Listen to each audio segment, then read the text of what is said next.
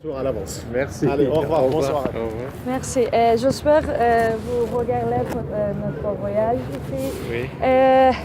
Pour la dernière, pour première question, quelle est votre idée de critique du cinéma français et du cinéma contemporain?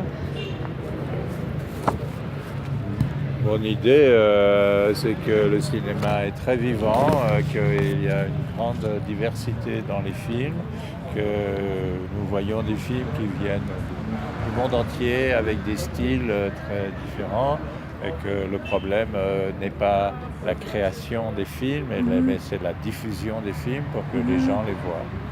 Merci.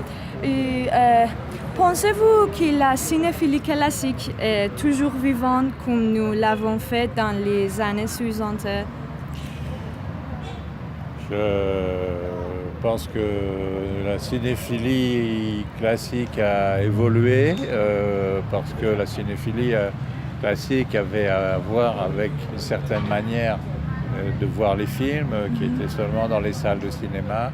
Aujourd'hui, on peut voir les films dans beaucoup d'autres situations et on peut en parler dans beaucoup d'autres situations. Et donc, c'est très...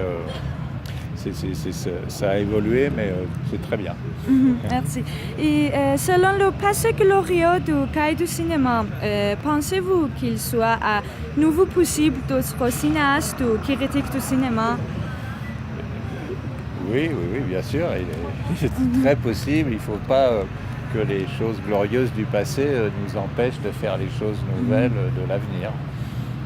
Merci. Et le cinéma français indépendant a toujours résisté à l'influence de Hollywood. Comment voyez-vous le rapport entre le cinéma français et Hollywood? Il y a une partie du cinéma français qui est très influencée par Hollywood et une partie qui est très contre Hollywood et une partie qui s'en fiche complètement de Hollywood. Quelle est la place d'un cinéaste comme Jean-Luc Godard selon ses derniers films comme Film Socialisme et Au roi Langade? Il est la voix la plus moderne du cinéma indépendant. Comment pourriez-vous voir sa place dans le critique du film français? Je pense que Godard continue de faire un travail génial et unique au monde de sa recherche comme cinéaste, même si aujourd'hui il n'y a plus beaucoup de gens qui vont voir ses films. Les gens connaissent son nom, mais ils ne regardent plus ses films.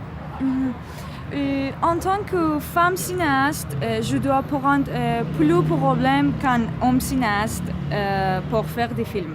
Comment pourriez-vous voir la place des femmes cinéastes dans le cinéma?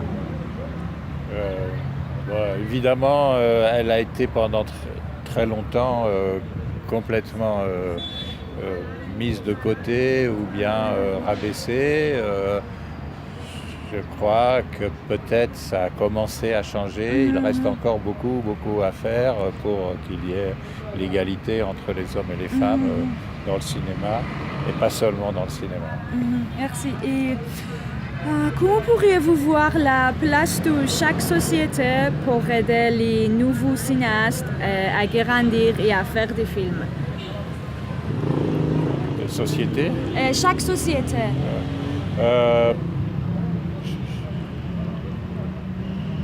Différence entre tout ici et dans la société, je crois que la présence du cinéma dans la société est différente dans les différents endroits et que c'est très difficile d'avoir un cinéma créatif, un cinéma riche, si la société ne s'y intéresse pas et n'a pas un rapport fort avec le cinéma. Il me semble qu'en Iran, il y a encore un rapport fort avec le cinéma, donc il y a de l'espoir pour l'avenir du cinéma iranien. Et pour la dernière question, combien d'universités pouvons aider les étudiants en cinématographie à faire de bons films?